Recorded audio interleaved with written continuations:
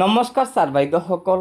ৰাজ্যৰ চৰকাৰী কৰ্মচাৰী আৰু পেঞ্চনাৰসকলৰ বৰ্ধিত দৰমহাৰ আঁসোৱা দূৰ কৰাৰ সন্দৰ্ভত সদৌ অসম কৰ্মচাৰী পৰিষদে আজি এটি অত্যন্ত গুৰুত্বপূৰ্ণ খবৰ দিছে, যিটো খবৰ ৰাজ্যৰ প্ৰতিজন চৰকাৰী কৰ্মচাৰী আৰু পেঞ্চনাৰে জনাটো অত্যন্ত প্ৰয়োজন। হয়, এয়া চাওক, সদৌ অসম কৰ্মচাৰী পৰিষদে ৰাজ্যৰ মাননীয় মুখ্যমন্ত্ৰী ডাঙৰীয়ালৈ আজিৰ এই বিশেষ দাবীপত্ৰখন পঠিয়াইছে।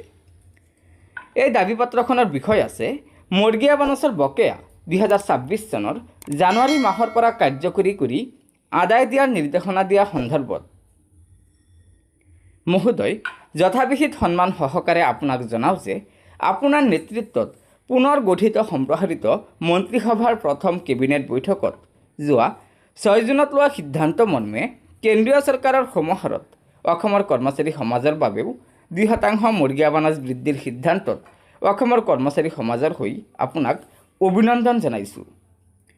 মহোদয়, যোৱাকালি বিত্ত বিভাগৰ ব্যৱস্থাপনা নিৰ্দেশনা নম্বৰ FEG 2498/2017/431 তাৰিখ 16 জুন 2026 মৰ্মে কেন্দ্ৰীয় চৰকাৰৰ কৰ্মচাৰীসকলৰ সমাহাৰত 2026 চনৰ জানুৱাৰী মাহৰ পৰা কাৰ্যকৰী হোৱাকৈ বকেয়া বিষয়ত কোনো স্পষ্ট নিৰ্দেশনা নথকাত অসমৰ কৰ্মচাৰী সমাজ হতাশ হৈ পৰিছে।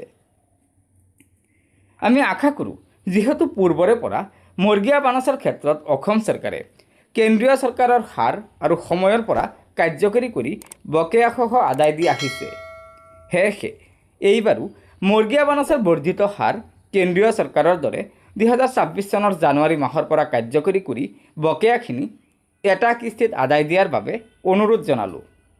আশা কৰোঁ মৰ্গীয়া বানচৰ বৰ্ধিত হাৰ 2026 চনৰ জানুৱাৰী মাহৰ পৰা কাৰ্যকৰী হোৱাকৈ একেটা কিস্তিতে আদায় দিয়াৰ নিৰ্দেশনা প্ৰেৰণৰ বাবে অতি শীঘ্ৰে আদেশ দিয়াৰ বাবে বিনম্ৰতাৰে অনুৰোধ জনালোঁ। শ্ৰদ্ধাৰে সদৌ অসম কৰ্মচাৰী পৰিষদৰ সভাপতি সম্পাদক।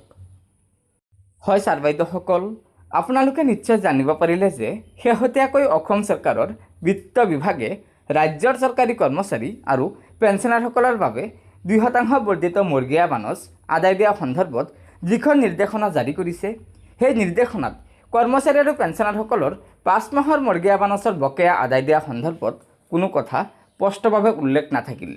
সেয়েহে ৰাজ্য চৰকাৰী কৰ্মচাৰীসকল হতাশগ্ৰস্ত হৈ পৰিছে, যাৰ ফলস্বৰূপে সদৌ অসম কৰ্মচাৰী পৰিষদে ৰাজ্যৰ মুখ্যমন্ত্ৰী ডাঙৰীয়াক আজিৰ এই দাবীপত্ৰখনৰ জৰিয়তে জনাইছে যে ৰাজ্যৰ চৰকাৰী কৰ্মচাৰী আৰু পেঞ্চনাৰসকলৰ স্বাৰ্থত ৰাজ্য চৰকাৰে 5 মাহৰ মৰ্গীয়া বানচৰ বকেয়া আদায় দিয়া সন্দৰ্ভত পুনৰ এখন জাননী প্ৰকাশ কৰক, যাতে ৰাজ্যৰ চৰকাৰী কৰ্মচাৰীসকল উপকৃত হ'ব পাৰে।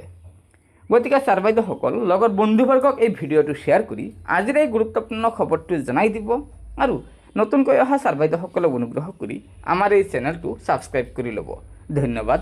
জয় আই অসম।